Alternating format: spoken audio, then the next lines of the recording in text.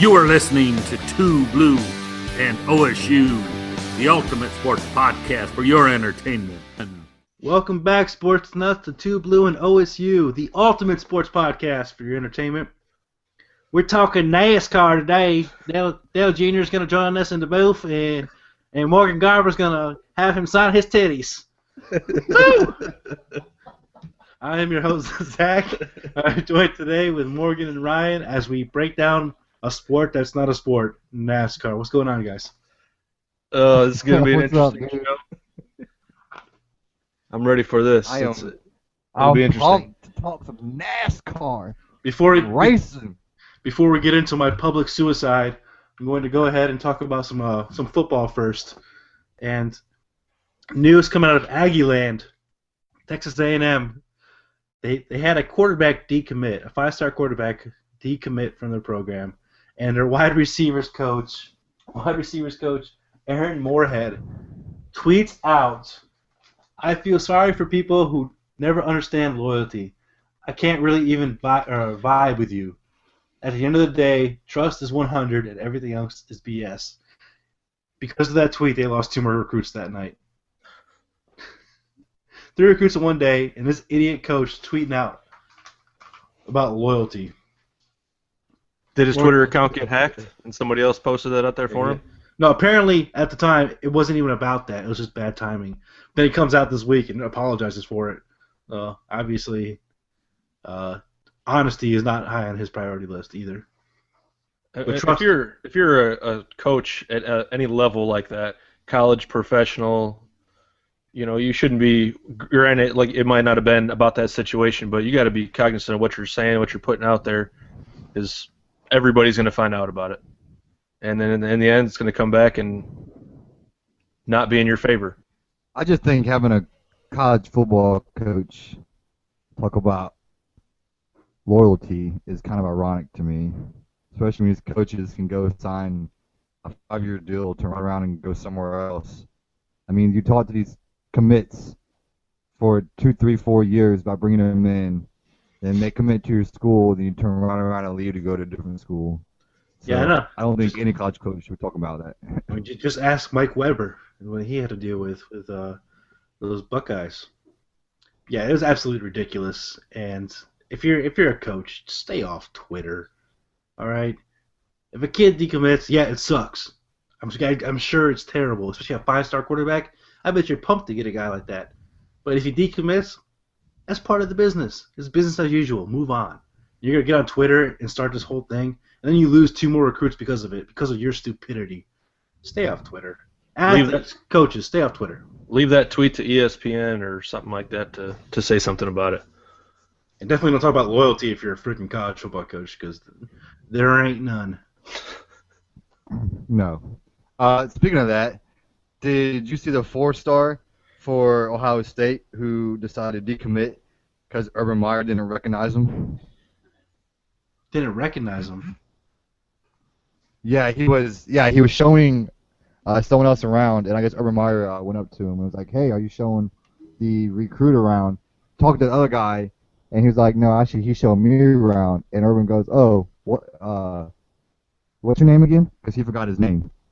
And I guess that turned the 4-star. I forget the 4-star's name, ironically, but he decided to decommit because Urban Meyer didn't know his name.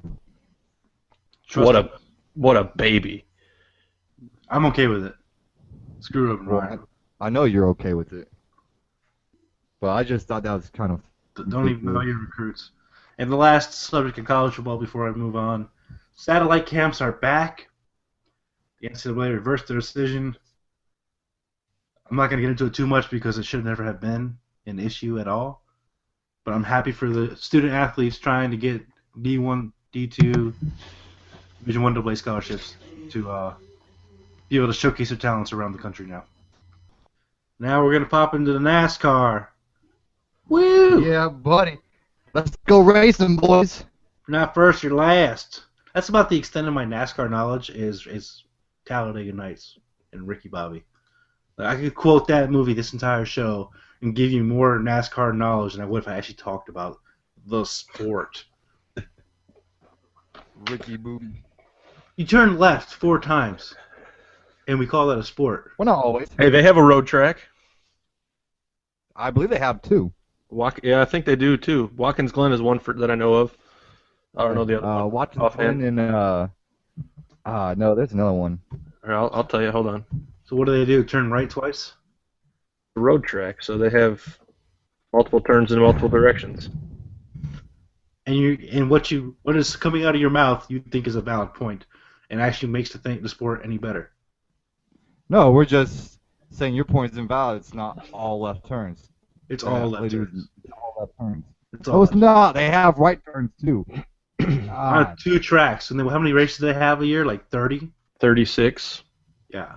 So they have 2 that they don't turn left every time. Woo! Dude, when they go to the pits and they leave the pits, they got to turn right to get out of their pit stall. It's not even a real turn. That's a right turn. They just pull out. It's about a quarter turn. It's not even a quarter. Stop it. You're very excited to talk NASCAR, and I'm curious as to why, Morgan. Why you're excited about this, other than the fact that it drives me insane. Because I love racing. No. I used to watch racing when I was little. My parents were big into it. I was into it. It was back when I had Mark Martin, Terry Labonte, Bobby Labonte, Jeff Gordon was in his prime still, Rusty Wallace. You can go on and on and on. But one thing that I did find is they have a new seating now for the chase. And it's actually pretty cool how they break it down. So in the past, they used to have a cutoff with like a certain amount, like the final like couple races, like the top 10 racers pretty much start with 0 points and then they race for the championships. Prior to that, they had pretty much a whole point system for the whole season, and a driver could clinch the cup with about 4 races left. Then it wasn't very exciting.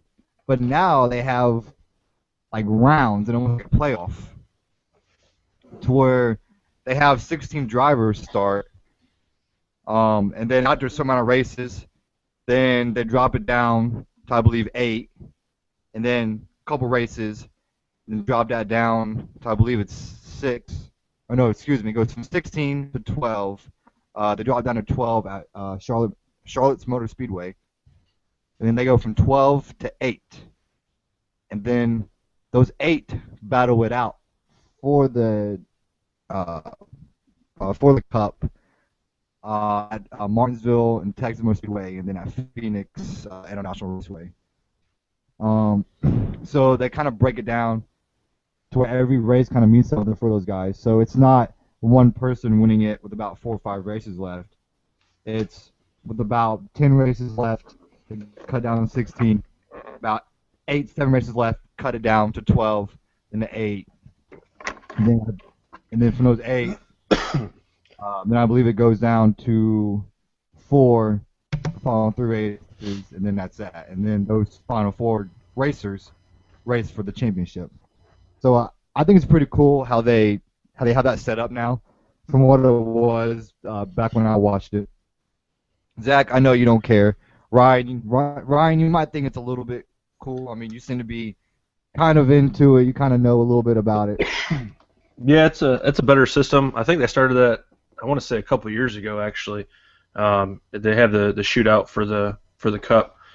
This year too, they actually started a whole new point system, so it's easier for fans to follow and everything else.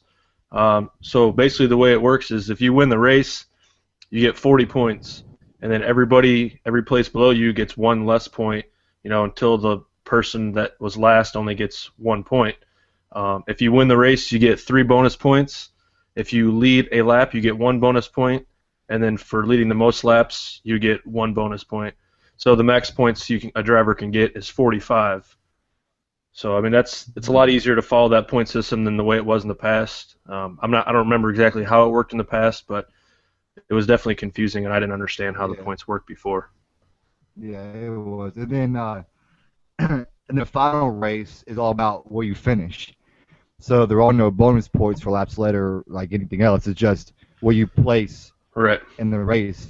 And so, I mean, if you win the race, you win the championship, if you finish second and everybody else finishes third, fourth, and fifth, you win the championship. So I think that's just a cool idea that they have and that they're kind of working with. I do see. I don't think a lot of people are into NASCAR as what they used to. I mean, because I remember when I was younger growing up, like it was NASCAR everywhere. You've seen Jeff Gordon stuff everywhere.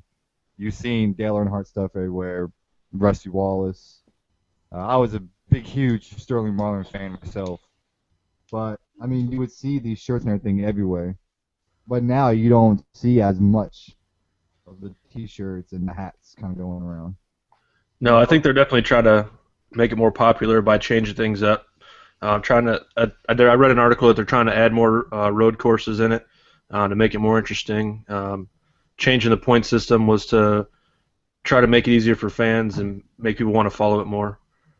That other road track that they have Watkins Glen, and then Infineon Raceway is the second one that they have right now. But they're trying to add more, and they want to add one in the Chase as well to make it more interesting. So here's who I'm interested in: Danica Patrick.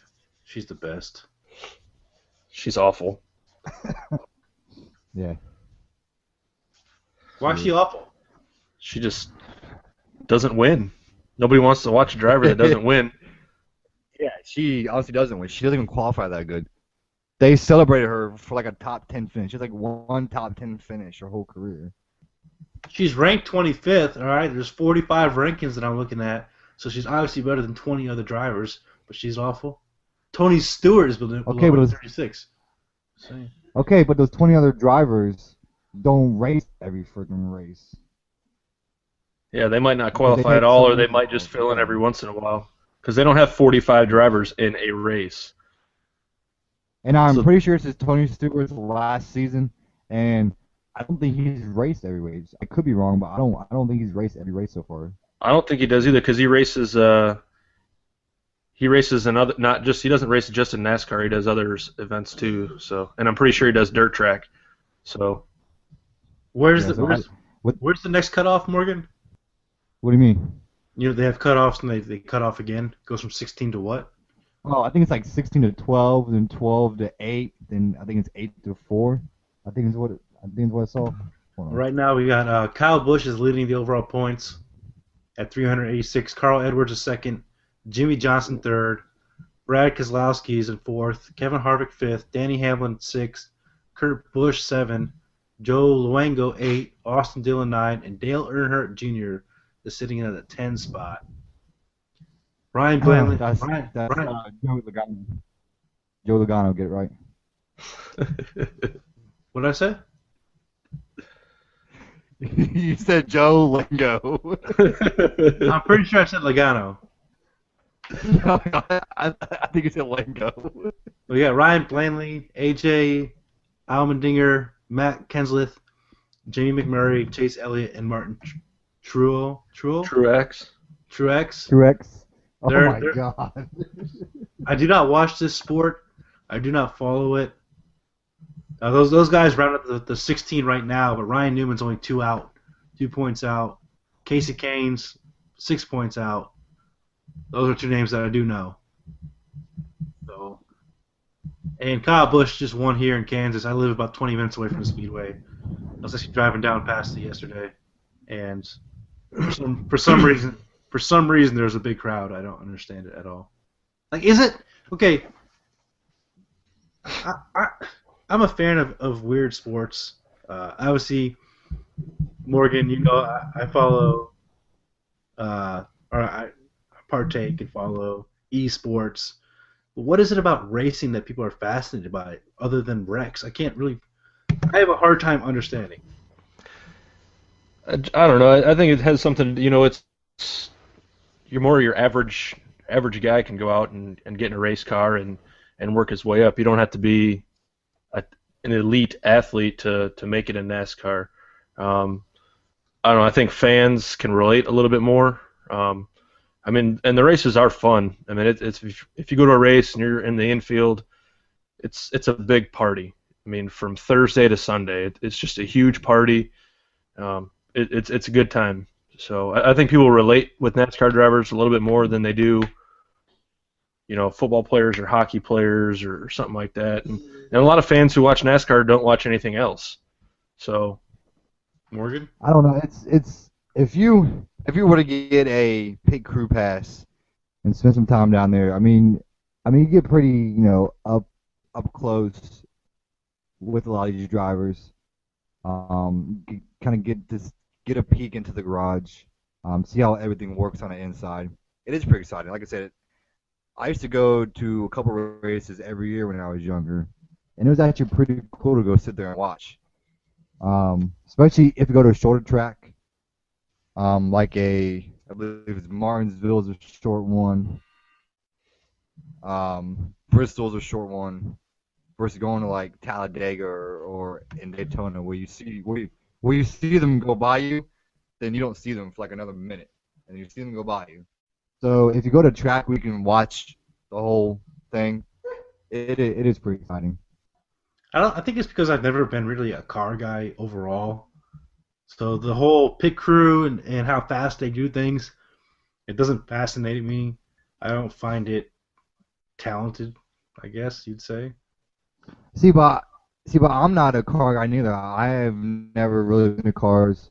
I often gotta go, get a hold of some of my friends to kind of help me. If something's wrong with my car, I gotta either Google or go to them to kind of help me. So I don't know a whole lot about cars, but I think the overall thing of it was pretty exciting when I was younger. I don't watch it hardly anymore, because for one, who's got time for that shit? Trumps NASCAR. Well, I mean, football trumps NASCAR when football starts. I don't know. I know my boss is a huge racing fan, but he often DVRs it, and then so he can fast forward to the commercials. He just wants to see the ending. That's what people care about. I mean, it is. He's sitting there watching a race on TV. That's 3-4 hours. And nobody's got time to sit there and watch that. I mean, I know I feel like I could be doing a lot of other things besides sitting there watching a race, but I'll sit and watch a hockey game from beginning to end. And there's no breaks. I mean, they don't have, like an intermission between periods or halftime or anything like that. So it's a long time to sit around. But here's a little information for you, Zach. NASCAR is second only to the NFL among professional sports franchises in terms of television viewers in the United States. So it's more popular than you would think. Redneck's got them TVs, man.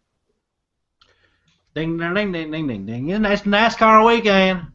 Got our Coors Light, and we're going to the track. No, I'm not going to sit in front of the couch to watch it. I don't get it. I don't get it, man. I just don't get that in horse racing. I don't get it. I just don't. I don't know. I think in horse racing is a lot more betting. Okay, but there's a lot more betting in horse racing. That's why people just get into it. They go to these horse race tracks with their funky suits and ridiculous hats and just place bets on horses and just drink. It's the same with NASCAR. Just drink. That's the biggest thing around NASCAR is it's like I said, it's a huge party. I mean, when you go on and stay in the infield, people are drunk from Thursday to Sunday before that, and then sometimes they sober up before they have to leave.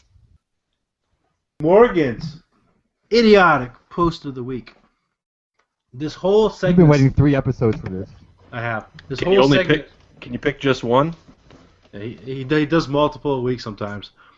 This whole segment, though, was started based on a post about Mayweather and McGregor fighting, and for some reason he posted it again, and I don't care that he's posting about McGregor Mayweather fight.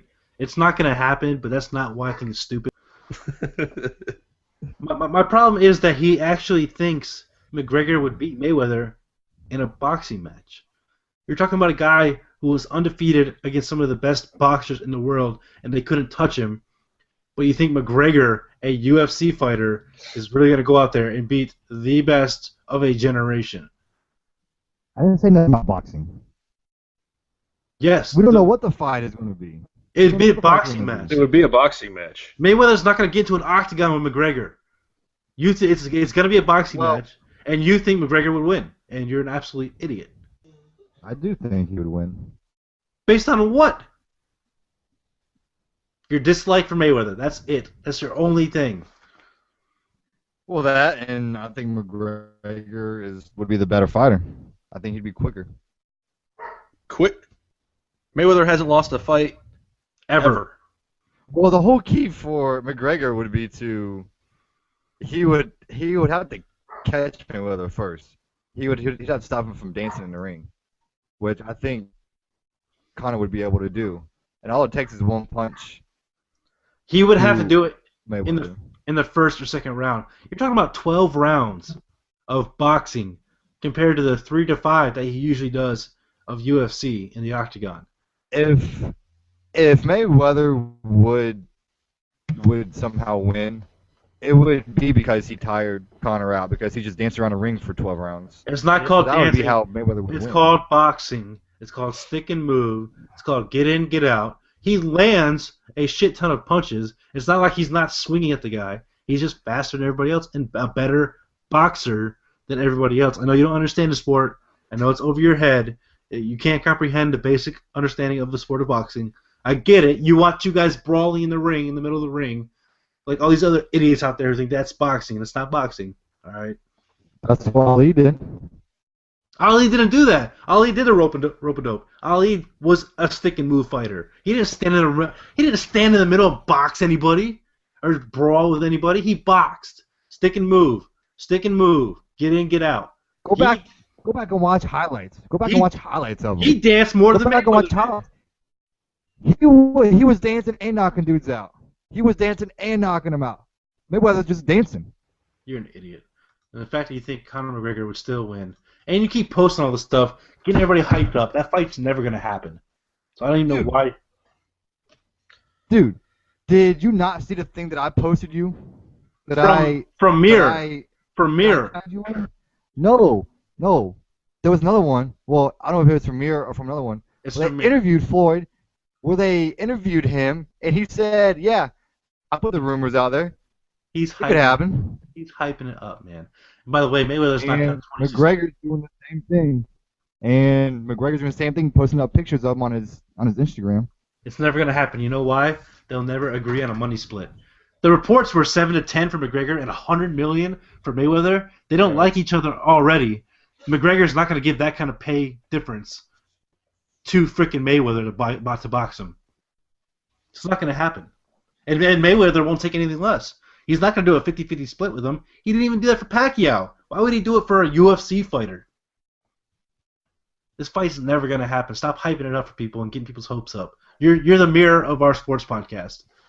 That's what you see how many people were commenting though? Yeah, people were commenting. Oh, is this real? Is this really going to happen? No, you dumbasses. So that is my Morgan's idiotic post of the week. Actually thinking McGregor would beat the undefeated champion Mayweather in a boxing match. That was my other idiotic post that you have like weeks ago. It's the same thing. You haven't had an idiotic post in a while. I haven't. This is the one that started it all off, and you brought it back up, so I had to rejuvenate this segment. So thank you for that. You're welcome. Moving on to the King and Dunce of the Week. Morgan, who do you have as your King of the Week? My King of the Week is Conor McGregor and Floyd Money Mayweather for hyping this fight up. They are my kings. They're getting everybody pumped. Everybody's talking about him. It's all about money. It's all about publicity. It's all about putting the names out there in the newspapers, on social media, and here we are talking about it. I hate you. So they're doing exactly what we want. So they are my King of the Week. They're King of the Week for spreading bullshit. Congratulations. You're an idiot. Ryan, your King of the Week. Who you got, man?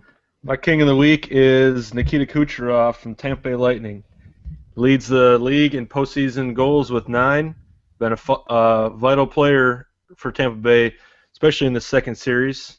He has 4 goals in this series, and I mean he's only a second-year player, averaging over 20 points ice time per game.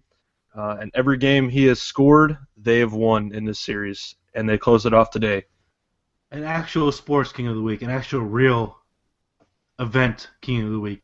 Thank you, Ryan, for understanding this segment. Morgan, you don't get this segment.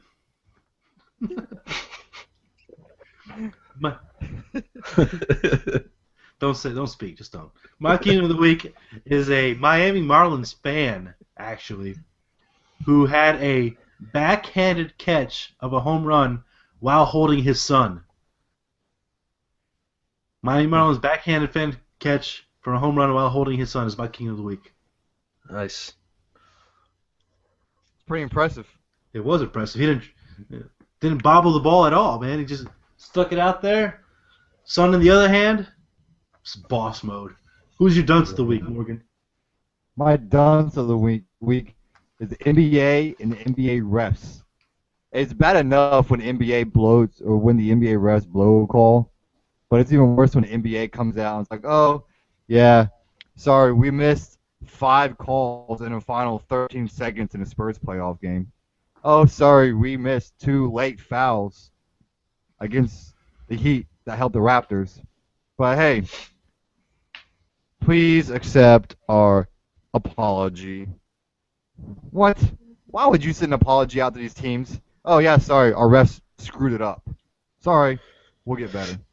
They're my dunce of the week. That 2-minute report needs to go away. That is the worst.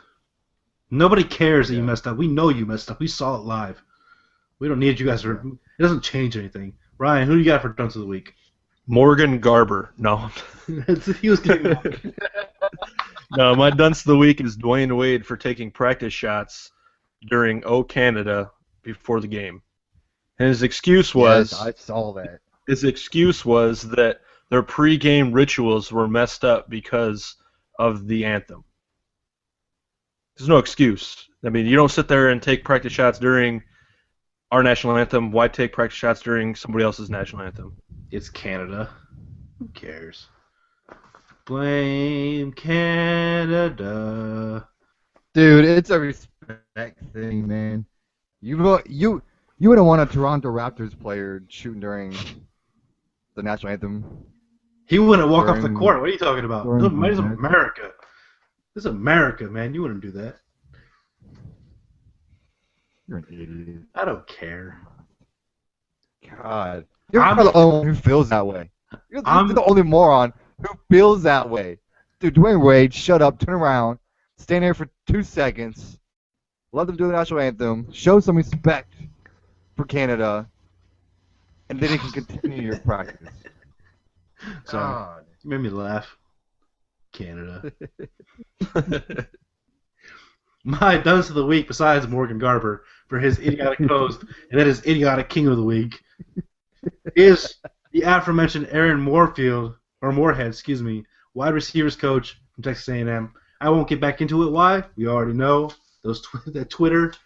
Delete your Twitter account, coach. You're done. That is our show today. That's episode 16. Moving right along here. Last show of the week. We come out every Monday, Tuesday, and Wednesday now. Ryan, Morgan, thank you guys for taking the time to be here with me tonight. Not As a always, problem. man. Good shows. Good times, as always. And you guys have a great week. Check us out next week. Like us on Facebook, 2BlueandOSU.